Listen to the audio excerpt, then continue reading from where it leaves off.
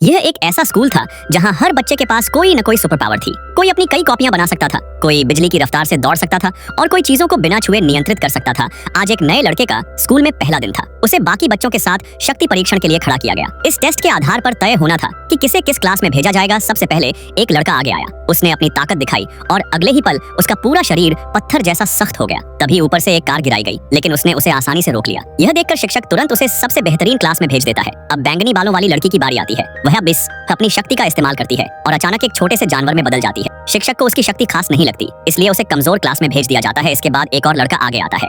उसका शरीर पानी की तरह तरल हो जाता है, लेकिन शिक्षक इस शक्ति से भी प्रभावित नहीं होता और उसे भी कमजोर क्लास में भेज देता है। फिर एक लड़की मंच पर आती है। अगले ही पल वह एक गेंद में बदल जाती है। शिक्षक बिना समय बर्बाद किए उसे लात मारकर सीधे कमजोर क्लास की तरफ भेज देता है। अब एक और लड़का अपनी शक्ति दिखाने के लिए आगे आता है। वह दीवार से चिपक जाता है। शुरुआत में शिक्षक को लगता है कि उसकी शक्ति भी साधारण है, लेकिन अगले ही पल उसका शरीर ताकतवर मांसपेशियों से भर जाता है। लेकिन नए लड़के की बारी अभी बाकी थी।